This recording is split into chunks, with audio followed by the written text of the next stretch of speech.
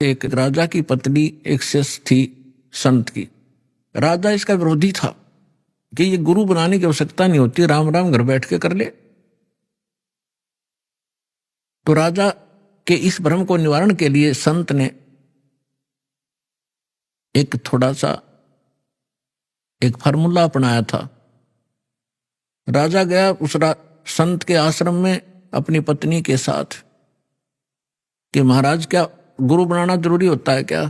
क्यों मूर्ख बनाते हो जनता को? भगवान घर बैठ गुजर सकते हैं, कोई भी कर ले राम राम, इतना राम नाम ले ले। तो संत जी ने सोचा ये राजा है, यहाँ नाराज घना हो जाएगा। जब मैंने कुछ उल्ट सुल्ट जवाब दे दिया तो उसको कहा राजा मुझे अपनी भक्ति का समय हो गया है, इसमें काफी समय लगेगा, मैं आपका प्रश्न का उत्तर दूंगा, मैं कभी घर आऊंगा आपके वहां दे दूंगा, वहां कभी आपको विस्तार से समझाऊंगा, तब समझ में आएगी। राजा बोला ठीक है। दिन निश्चित हुआ, राजा बैठ गया सिंहासन पर जच के, संत के लिए आसन लगवा दिया। आने की इंतजार थी कि कब आएंगे संत, अभी आने वाले हैं। सामने सैनिक बॉडीगार्ड खड़े थे, वजीर खड़े थे, कुछ बैठे थे। जब संत पहुंचे वहां पर और वहां उपस्थित सभी सैनिक जो खड़े थे उनको कहा संत ने कि ए सैनिकों, ए सिपाहियों, इस व्यक्ति को अरेस्ट करो। राजा की तरफ संकेत किया। अब वो सिपाही सोच रहे थे ये मंदबुद्धि व्यक्ति क्या बकवास कर रहा है। उस संत ने दूसरी बार फिर कहा, तीसरी बार फिर कहा, लेकिन कोई टस से मस नहीं हुआ। राजा ने सोचा इसका दिमाग खराब हो गया इस संत का, ये मेरा राज हथियाना चाहता है। राजा ने कहा कि इसको अरेस्ट करो। सैनिकों को यही शब्द उसने बोले, यही वो संत बोल रहा था। राजा के कहते ही उस संत को 4-5 सिपाहियों ने आके जकड़ लिया। अगले आदेश की इंतजार थी, अब इसका करें क्या। तब संत ने कहा कि हे राजन, तुम घर आए व्यक्ति का ये ऐसा ही सलूक करते हो क्या? राजा ने कहा कि आप क्या कर रहे थे? कि मैं आपके प्रश्न का उत्तर दे रहा था कि आपका प्रश्न ये था, क्या हम खुद भक्ति नहीं कर सकते? गुरु की क्या आवश्यकता है? राजा ने कहा ये खाक उत्तर दिया तेने। बकवास करने लग गया कि नहीं सुनो जानता, मुझे छुड़वाओ पहले। राजा ने कहा छोड़ दो, न छोड़ दिए। कि जिस प्रकार जो शब्द मैंने बोला कि इसको अरेस्ट करो, ये टस से मस नहीं हो आपके सैनिक, और आपने वही शब्द एक बार कहा था, मुझे 4 ने पकड़ लिया आकर के। तो आपके वचन में शक्ति है, आपके बोलते ही ये क्रियावान हो गए, और वो शक्ति जो आप वाली है वो राजनीति वाली मेरे पास नहीं है। मेरे पास शक्ति है अध्यात्म की। ठीक इसी प्रकार जो वचन मैं बोलूंगा परमात्मा की शक्ति सब पर कार्यवान हो जाएगी, और आप कहते रहना उसका कोई असर नहीं होगा। इसी से आप समझ लेना।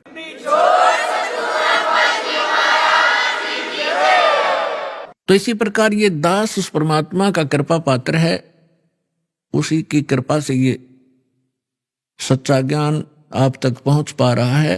तो इस दास के उस परमात्मा से निकली वचन का आदेश और फिर इस दास के मुख से आगे चलेगा, ये सर्व प्राणियों का कल्याण करेगा। इसका तरीका देखो, परमात्मा ने कैसा एक अनोखा तरीका अपनाया है। कैसे चिप बनवा दी, मेमोरी कार्ड जिसको कहते हो, टेलीविजन प्रोजेक्टर बनवाए, इंटरनेट, वेबसाइट, यूट्यूब बनवा दी। अब जो घनी अच्छी आत्माएं होती हैं, वैसे तो घनी अच्छी आत्मा है वही तो मनुष्य जीवन प्राप्त कर रही हैं, उनसे भी अच्छी आत्माएं हैं वो भगवान के लिए भटक रही हैं, और उनसे भी वो अच्छी आत्मा है जो सतगुरु और सत्संग और सतनाम प्राप्त कर रही है। तो आप जो सतलोक आश्रम में आ रहे हो, ये तीसरे नंबर की सर्वश्रेष्ठ आत्माएं हो, जो आपको शीघ्र से परमात्मा का ये मार्ग ठीक मिल गया। तो जो अन्य भी हैं उनके लिए परमात्मा ने ये तरीका अपनाया है सर्व प्राणियों के कल्याणार्थ। ये वाणी जो दास बोल रहा है रिकॉर्ड हो रही है, मेमोरी कार्ड बन रहे हैं, टीवी पर चल रहे हैं, आप घर पर चलाते हो, पशु पक्षी भी होते हैं, चींटियां भी होती हैं, मच्छर माखी भी होती हैं, उन सब के ऊपर ये वाणी अपना प्रभाव करेगी। काल ने जैसा जुल्म किया था उतना ही उससे भी अधिक रहम अब परमात्मा ने अपनी आत्माओं पर किया है। चींटी से लेकर हाथी तक, रंग से लेकर राजा तक, ये सारे कबीर परमात्मा की बच्चे आत्माएं। इस काल ने हमारा हुलिया बिगाड़ दिया, हमारी दुर्गति कर दी। कुत्ते गधे सूर बनाकर हमें क्या डंगा खिला रहा है, और हम क्या खाते थे सतलोक में, कैसे रहते थे, कैसा सुख था वहां पर। अब हम सब भूल भाल के भगवान ना के फिर जगाए, यथार्थ ज्ञान को बताया। उससे पहले काल ने परमात्मा और सतलोक का नाम लेकर, कबीर का नाम जी का नाम लेकर के, और फिर और दूना अज्ञान फैलवा दिया। तो ये सभी उस परमेश्वर की आत्माएं हैं, उनके लिए परमात्मा ने ये समय फिक्स कर दिया था कि चौथा युग जब कलयुग आई तब हम अपना अंश पठाई। काल फंद छूटे नरलोई, सकल सृष्टि परवानिक होई। घर घर देखो बोध विचारा, सत नाम सब ठोर उचारा। कलयुग बीते 5500 पाचा, जब ये वचन मेरा होगा साचा। कलयुग बीत जावे जब एता, परमात्मा ने कहा है कि सकल सभी प्राणी परम पुरुष पद चेता, परम पुरुष यानी परम अक्षर ब्रह्म पूर्ण परमात्मा के पद, पद यहां दो का बोधक है। एक तो गीता अध्याय नंबर 15 के श्लोक नंबर 4 में कहा कि अर्जुन, तत्वदर्शी संत की प्राप्ति के उपरांत तत्व ज्ञान रूपी शस्त्र से अज्ञान को काटकर उसके पश्चात परमेश्वर के उस परम पद की खोज करनी चाहिए, जहां जाने के बाद साधक लौटकर फिर संसार में कभी नहीं आते, यानी पूर्ण मोक्ष प्राप्त करते। गीता अध्याय नंबर 18 के श्लोक नंबर 62 में कहा कि अर्जुन, तू सर्वभाव से उस परमेश्वर की शरण में जा, उसी परमेश्वर की कृपा से तू परम शांति को और सनातन परम धाम, सनातन शाश्वत स्थान, उस स्थान को, उस परम पद को प्राप्त होगा। और यहां दूसरा पद का अर्थ है पद्धति। पद्धति माने परमात्मा के पाने की यथार्थ विधि, वो ज्ञान। परमात्मा कहते हैं कि कलयुग बीत जावे जब एता, 5505 कलयुग जब बीत लेगा, उसके पश्चात पूरे सभी सकल सृष्टि, सारे प्राणी परमेश्वर के उस परम पद के चेता होंगे। चेता माने जानकार, ज्ञाता। और सतनाम सब ठोर उचारा। आज तक सतनाम ये बक क्या करते थे, न कख नहीं पता सतनाम है क्या चीज। सतनाम 2 अक्षर का मंत्र है, जिसमें एक ओम है, एक तत् है। ये मूल मंत्र है जो दास आपको देता है। जैसे इन कमलों में बैठे जितने भी देवता हैं, ये अधिकारी हैं यहाँ के। तो हम अपने लोग को तभी जा सकते हैं जब हम यहाँ सब के नो डू सर्टिफिकेट ले लेंगे, क्लियरेंस मिलेगी। हम इनके ऋणी हैं, तभी हम यहाँ बांध रखे इन्होंने। तो प्रथम जो मंत्र आपको दिया जाता है 7 नाम का है, ये पहले 5 नाम का शुरू किया था परमेश्वर ने। धीरे धीरे आने वालों ने वो खत्म कर दिया, वो वैसे और नाम सेलेक्ट कर लिए। तो ये मूल मंत्र है। ये प्रथम मंत्र भी मूल मंत्र है, और सतनाम भी मूल मंत्र है, और सार नाम ये मूल मंत्र है। मूल मंत्र का अर्थ है, अब जैसे हम विष्णु जी के 1000 नाम बना रखे, सहस्रनामा, और शंकर भगवान के बहुत से मंत्र बना रखे हम, जिनका जाप किया करते थे लोकवेद के आधार से। उनसे कोई लाभ होने वाला नहीं था। जैसे भैंसे को भैंसा करते रहे, ओ भैंसा राम, भैंसा साहब, वो कतई नहीं सुनेगा। एक बार न्यू कर दे हुर्र, वो न्यू देखेगा। वो उसका मूल मंत्र है उस भैंसे का, वो विवश है उसके। तो ये मंत्र ये हमारे तक पहुंचे नहीं दिए। ज्ञानियों ने अपने लोक वेद दंत कथा सुना के वो मंत्र देते रहे, ओम नमः शिवाय, ओम नमः भगवते वासुदेवाय, इस तरह अटपट करते रहे। या ओम सतनाम, ओंकार, निरंकार, ये अटपट, ये कोई मंत्र है? ये है वो मूल मंत्र। इसी प्रकार ये सतनाम है, ये भी मूल मंत्र है। इनसे प्रभाव ज्यादा पड़ता है, एकदम सतर्क हो जाते हैं और तुरंत ही हमारी तरफ आकर्षित होते हैं ये शक्तियां।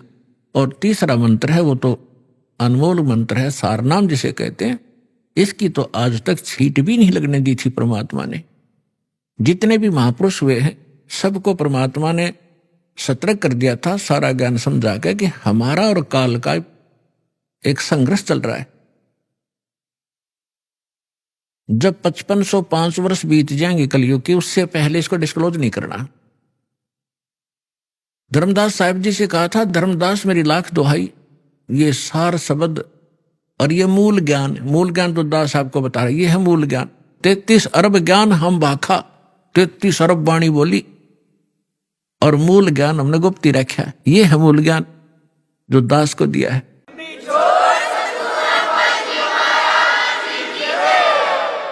और यही सभी महापुरुषों से परमात्मा ने स्पष्ट कर दिया था कि अभी तुम जाप करो, अपना कल्याण करवाओ, क्योंकि ये भोले हैं, अभी इनको ज्ञान है नहीं। आप ये नाम सुना दोगे, आने वाले समय में काल के दूत भी यही मंत्र देते मिलेंगे सभी को, तो हम भिन्नता कैसे बताएंगे नकली और असली की। तो वो तो महापुरुष थे, जैसा कि वेदों में लिखा है कि परमात्मा वहां से सतलोक से चलकर आते हैं, दृढ़ भक्तों को मिलते हैं। दृढ़ भक्त श्रेष्ठ आत्माएं, दृढ़ भक्त, ये सभी दृढ़ भक्त थे। इन्होंने आगे जुबान नहीं खोली किसी को ये मंत्र बता दूं।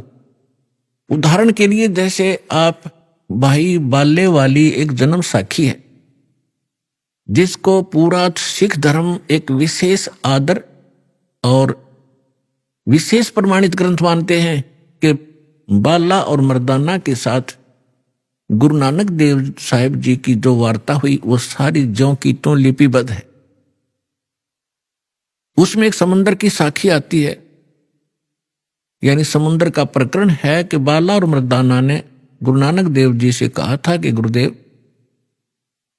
हमने श्रीलंका नहीं देखी, वो दिखाओ। आंखें खोली, आंखें बंद की तो समुद्र के किनारे खड़े हो गए। समुद्र पर के जाके परली पार जाना था श्रीलंका में। तो नानक साहिब जी ने कहा कि तुम वाहिगुरु वाहिगुरु करते हुए मेरे पीछे पीछे आ जाओ। इस समुद्र पर ऐसे चलने लगे जैसे थल पर चलते हैं, जमीन पर। उसी समय नानक साहिब जी ने उस सतनाम का उच्चारण शुरू कर दिया, 2 अक्षर का, और उस मर्दाने ने वह नकल कर ली कि हम तो वाहिगुरु वाहिगुरु जप रहे हैं और गुरु जी 2 नाम का जाप अलग से है, वो जाप कर रहे हैं। उसने जो ही वो मंत्र जाप करना शुरू किया 2 अक्षर का, मर्दाने ने जो नानक साहिब जी जब करते हुए जा रहे थे वो समुद्र में डूबने लग गया। तब नानक साहिब जी ने कहा कि मर्दाना, गुरु की नकल नहीं करनी चाहिए, बहुत हानि हो जाती है, जो मैं कहूं ऐसे करो, तुम्हारा इसी में कल्याण है। तो इतना डर गए फिर वही वाहे गुरु कहने लग गया। तो उसी तरह फिर चलने लगा समुद्र के जल पर जैसे थल पर चलते। तो ये एक समझण की बात है पुण्यात्माओं। उन महापुरुषों को सख्त हिदायत थी परमात्मा की कि इसको किसी को बताना नहीं, और ये झटका देना भी जरूरी था, क्योंकि नानक देव साहिब जी ने एक प्राण संग्रह नामक ग्रंथ बनाया था, शिवनाभ राजा के पास वो सुरक्षित रखा था। उसमें इस नाम का पूरा डिस्क्लोज था, पूरा लिखा हुआ था। तो उनको मालूम था कि ये फिर वाणी वाणी पढ़ेंगे मेरी लिखी हुई, कोई इसका जाप ना कर ले और ये डिस्क्लोज ना हो जाए, सार्वजनिक ना हो जाए, जिस कारण से झटका दिया। उसके बाद सिख समाज उस कथा को पढ़कर इतना घबरा गया, इतना चिंतित हो गया, इतना सतर्क हो गया कि ये नाम की तहत गुरु ग्रंथ साहिब में भी नहीं आना चाहिए। कोई गलती से सिख बच्चा पढ़ जाप ना कर ले, गुरु के वचन की अवहेलना ना हो जाए और हानि ना हो जाए, जैसे मर्दाना डूब गया होता। तो पुण्यात्माओं, ये संतों के खेल होते हैं। गुरु नानक जी जाप कर रहे हैं उसी मंत्र का 2 अक्षर का, और मर्दाने को मना कर दिया क्योंकि परमात्मा का आदेश था। और जो विधि ये संत बताकर गए हैं, जैसे गरीबदास जी, धर्मदास जी, नानक साहिब जी और ये जितने भी महापुरुष, ये परमात्मा से परिचित हुए। इन्होंने जो वाणी बोली ये परमात्मा की वाणी के तुल्य ही असर करती है। तो पूरे सिख समाज में वाणी का पाठ, भंडारे आदि उसी समय शुरू कर दिए, वाहिगुरु वाहिगुरु जाप करते हैं। हु इज वाहेगुरु, वाहेगुरु कौन है? इसके विषय में गरीबदास साहब ने कहा कि झांकी वेख कबीर की, नानक कीती वाह, और वह सिक्खा के गल पड़ी कौन छुटावे था। नानक साहब को परमात्मा मिले थे जिंदा महात्मा के रूप में जब वो बेई नदी में स्नान करने प्रतिदिन जाते थे, सुल्तानपुर शहर के पास, जहां वो एक राजा के यहाँ नौकरी करते थे मोदी खाने की।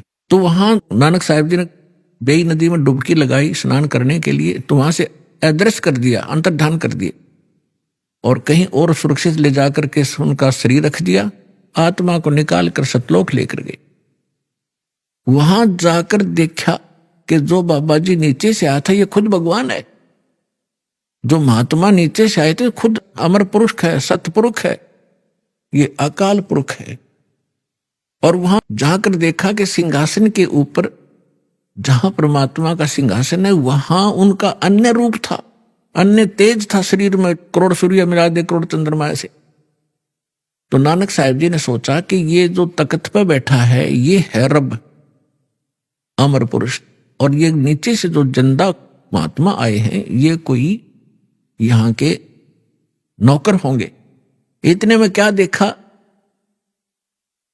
कि जिंदा महात्मा के रूप में परमात्मा नीचे से गए थे, वो अपने ही दूसरे स्वरूप पर जो सिंहासन पर तेजों में शरीर, उसमें प्रकाश निकल रहा था, करोड़ सूर्य मिला दे करोड़ चंद्रमा से एक रोम में, उस पर चंवर करने लगे। थोड़ी देर के बाद क्या होता है कि वो सिंहासन वाले रूप उठे, नीचे से गए महात्मा के रूप में परमात्मा अनंत कोटि ब्रह्मांड के सिंहासन पर विराजमान हुए। देखते ही देखते जो तेजों में शरीर था वो जिंदा महात्मा वाले रूप में समा गया, और जिंदा महात्मा ही उस अनंत कोटि ब्रह्मांड के सिंहासन पर, संचालक के सिंहासन पर विराजमान थे। चंवर अपने आप को होने हो रहा था। तब परमात्मा ने कहा कि प्यारी आत्मा, तुम्हारे लिए मैं भटक रहा हूं, और तुम्हें जिस उद्देश्य के लिए भेजा था भूल गए थे। आप रामकृष्ण के पुजारी बन गए, क्योंकि गुरु नानक देव जी हिंदू धर्म में जन्मे थे, श्री कालूराम मेहता खत्री के घर पे, और एक ब्रजलाल पांडे से वो गीता पढ़ा करते थे, विष्णु जी को सर्वश्रेष्ठ परमात्मा मानकर पूजा किया करते थे। तब परमात्मा ने उनको ब्रह्मा विष्णु महेश की सतीथि बताई, अपना सामर्थ्य दिखाया, और कहा कि मैं नीचे रहता हूं, अब वर्तमान में प्रचार करने गया हुआ हूं सच्चे ज्ञान का, और काशी के अंदर मैं धानक रूप में, जुलाहे रूप में रहता हूं, और सतनाम बिना मोक्ष नहीं हो सकता, आपको सतनाम दूंगा, वहां आ जाना। इस प्रोसीजर में 3 दिन बीत गए, सारा ब्रह्मांड दिखाए, ब्रह्मा विष्णु महेश के लोक दिखाए। उधर से नानक साहब जी को मृत जान लिया गया था और सब चिंतित थे। तीसरे दिन उसी बेई नदी पर नानक जी फिर खड़े थे। राजा की नौकरी त्यागी, नवाब की, और प्रथम उदासी की, काशी की। जब वहां एक तो वहां देखा सतलोक के अंदर झांकी परमात्मा की, क्यों हो, ये तो वही बाबा नीचे से आते खुद भगवान है, वाहे गुरु वाहे गुरु, क्योंकि ज्ञान सुनाया था परमात्मा ने उनको बहुत गना कि वाह गुरु वाहे गुरु वाहे गुरु। तो गरीबदास जी ने कहा है कि झांकी वे कबीर की, झांकी माने नजारा सतलोक का। जैसे आप 26 जनवरी पर अपने देखते हो या हरियाणा की प्रांत की झांकी, या राजस्थान प्रांत की झांकी, या महाराष्ट्र प्रांत की झांकी। झांकी मीन वहां जो कुछ भी प्रोग्रेसिव वस्तु होती है, कोई डैम होता है या ऐतिहासिक मंदिर होते हैं, उनके एक मॉडल बना करके सुंदर उसमें रखे जाते हैं कि इस प्रांत में ऐसा विकास चल रहा है, और ऐसे यहाँ कोई धार्मिक स्थल है या कोई कारखाने हैं, वो दिखाई जाती है। वो झांकी यानी कौन से की झांकी बढ़िया लगी, वो फर्स्ट सेकंड भी होती है। तो यहां गरीबदास जी कहते हैं झांकी वे कबीर की, सतलोक का नजारा देखा, अनन्न कीती वाह वाह वाह गुरु वाह वाह, ये तो भगवान ने थे। और वह सिखा के गल परीब कौन छुटावे था। अब वाहे गुरु कौन है? यही अमर पुरुष ही है, वाहे गुरु।